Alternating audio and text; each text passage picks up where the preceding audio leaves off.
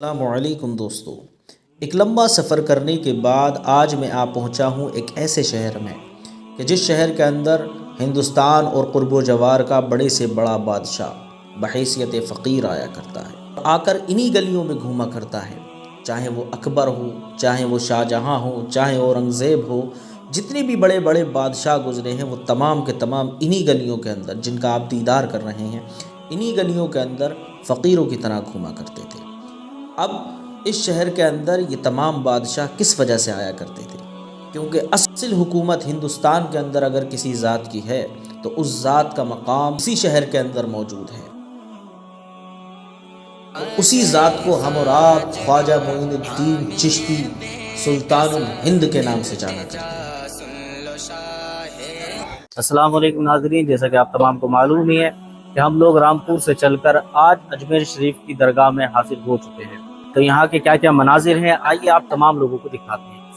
تو ناظرین، اس وقت ہم موجود ہیں بالکل مزار شریف کے سامنے، آئیے آپ کو دکھاتے ہیں درگاہ شریف کا نظارہ، دیکھ کے اس طرف بہت ہی خوبصورت نظارہ ہے ماشاءاللہ۔ اسی طرح یہاں پر ہر ٹائم بھیڑ رہا کرتی ہے، ہر ٹائم لوگوں کا تانتا ایسے ہی لگا رہتا ہے جیسے یہاں پر عرس چل رہا ہو۔ اب آپ اندازہ کر سکتے ہیں کہ عرس میں یہاں کا حال کیا ہوتا ہوگا۔ ابھی عرس کے دن نہیں ہے، نہ ہی کوئی ایسا فیسٹیول ہے، لیکن ابھی بھی حالات ایسے ہیں کہ مزار شریف تک پہنچنا بہت ہی مشکل ہے۔ یہ آپ اپنی ماتھی کی نگاہوں سے جو دیدار کر رہے ہیں اس پیاری سی گنبد کا، اسی گنبد کے اندر ایک درویش آج بھی موجود ہے کہ جس کو ہم اور آپ سلطان الہند کے نام سے جانا کرتے ہیں۔ ان کے آستانے کی گلیوں کے اندر ایسے ایسے درویش رہا کرتے ہیں، گھوما کرتے ہیں کہ اگر وہ آپ کے لیے دعا کر دیں تو آپ کی قسمت راتوں رات بدل سکتی ہے۔ یہ پھول جو آپ میرے ہاتھ میں دیکھ رہے ہیں، ان کو مزار اقدس پر چڑھاتے وقت یہی خیال آ رہا تھا کہ کاش میں یہ پھول ہو جاتا جو خواجہ معین الدین چشتی سے لپٹ سکتا، کیونکہ اللہ رب العزت کو وہ چیز بھی بہت ہی زیادہ پسند آ جاتی ہے جو کسی اللہ والے کا قرب اختیار کر لیتی ہے۔ ایسے ہی نہیں، امام عشق و محبت نے فرمایا ہے، مجھ سے در، در سے سگ، سگ سے ہے مجھ کو نسبت، میرے گلے میں بھی ہے دور کا ڈورا تیرا۔ جی آئیے دیکھتے ہیں آگے کیا کیا مناظر ہیں۔ یہاں آتے ہی میں نے دیکھا کہ اتنی لمبی قطار لگی ہوئی دکھائی دے رہی ہے پبلک کی کہ اگر میں مزار تک پہنچنا چاہوں تو آدھے گھنٹے سے پہلے میرا نمبر آنے والا نہیں ہے۔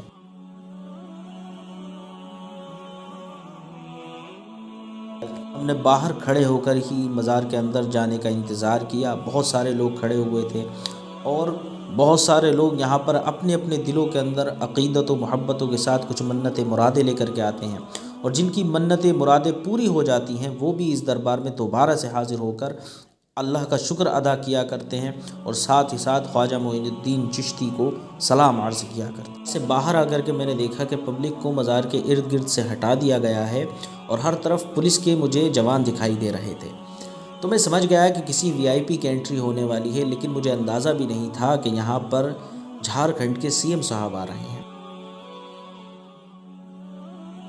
آپ دیکھ رہے ہیں ویڈیو کے اندر، یہیں جھارکھنڈ کے سی ایم صاحب کس وجہ سے آئے ہیں؟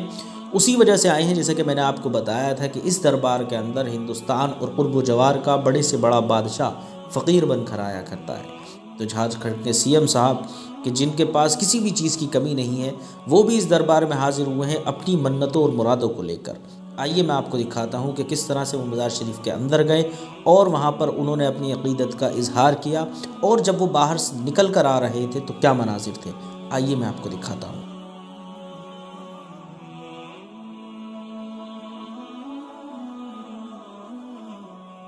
دیکھا آپ نے، یہ مزار کے اندر گئے تھے، اب یہ باہر نکل کر آ رہے ہیں، چاروں طرف ان کو میڈیا کے لوگوں نے گھیر لیا تھا، اور یہ بہت جلدی میں نکل کر مزار شریف سے باہر چلے گئے۔ اب جب مزار شریف کے نظارے ہم نے کر ہی لیے ہیں تو چھوٹی اور بڑی دیگ کو دیکھے بغیر ہم یہاں سے کس طرح جا سکتے ہیں؟ آپ نے دیکھا ہوگا کہ جب مزار شریف کے اندر انٹر کرتے ہیں تو دونوں سائیڈوں میں ایک طرف چھوٹی دیگ موجود ہے، ایک طرف بڑی دیگ موجود ہے۔ جس کسی کی بھی یہاں پر منت یا پھر مراد پوری ہوتی ہے تو وہ اپنی حیثیت کے مطابق یہاں پر کچھ نہ کچھ پیش کیا کرتا ہے۔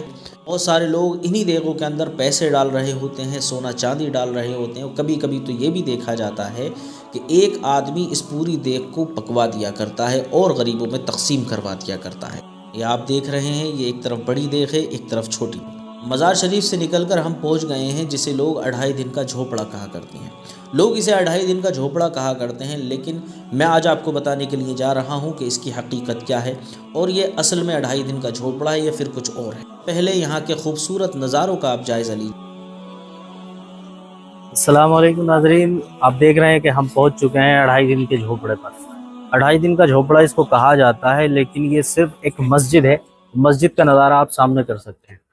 اس کے اوپر یہ جو باریک نقاشی ہوئی بھی دکھ رہی ہے آپ لوگوں کو، یہ کچھ اور نہیں ہے، قرآنی آیات لکھی ہوئی ہیں۔ اور اس مسجد کے بارے میں بتایا جاتا ہے کہ تقریباً 800 سال پرانی مسجد، 800 سال پرانی مسجد ہے۔ ہندوستان کی سب سے پرانی مسجدوں میں گنا جاتا ہے اس کو، اور بہت ہی خوبصورت نقاشی اس کے اوپر ہوئی۔ آئیے دیکھتے ہیں اندر کیا کیا کام ہوا ہوا اس میں۔ کہ کتنا خوبصورت یہاں کا منظر ہے۔ ایک الگ سا دل کو سکون مل رہا تھا، ایک الگ سی کیفیت طاری ہو چکی تھی یہاں پر حاضری دے کر۔ اب جب ہم یہاں کے تمام مناظر کو دیکھ ہی رہے تو دیکھتے دیکھتے اندھیرا ہونے لگا، اور پھر یہاں پر اذان ہونے لگی۔ اب جب اذان ہو رہی تھی تو ہم نے سوچا کہ 800 سال پرانی تقریباً یہ مسجد ہے، تو اس مسجد کے اندر بھی نماز ضرور پڑھیں گے۔ تو ہم لوگوں نے یہاں پر جماعت کے ساتھ میں نماز پڑھی، اور نماز پڑھتے ہوئے دل کو ایک عجیب سا سکون مل رہا تھا۔ یہاں پر چاروں طرف سے پرندوں کی آواز آ رہی تھی۔ یہاں ان پلرس کو دیکھنے کے بعد اندازہ کیا جا سکتا ہے کہ کس طرح سے ہندو مسلم ایکتا کی مثال یہاں پر دی گئی ہے۔ اس طرح کے پلرس جو ہیں اکثر مندروں کے اندر دکھائی دیتے ہیں، لیکن مسجد کے اندر بھی موجود ہیں۔ مسجد کا اتنا پرانا ہونے کے باوجود بھی یہاں کسی چیز کے اندر چینجنگ نہیں کی گئی ہے۔ یہاں الگ سے لائٹ کی فٹنگ تک نہیں کی گئی ہے، بس ایسے ہی کام چل رہا ہے۔ نماز تو ہم نے اس مسجد کے اندر پڑھ دی، لیکن یہاں سے واپس جانے کا ہمارا دل ہی نہیں کر رہا تھا، لیکن کیا کریں، ہمیں جانا تو واپس اپنے شہر ہی ہے۔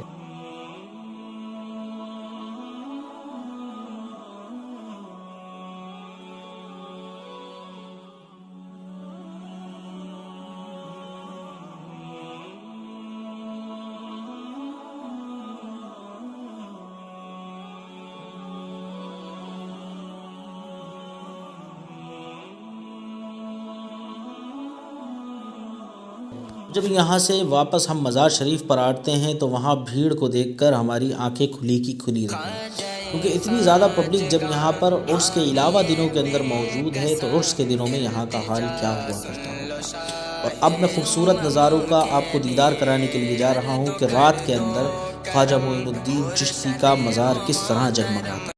السلام علیکم ورحمۃ اللہ وبرکاتہ۔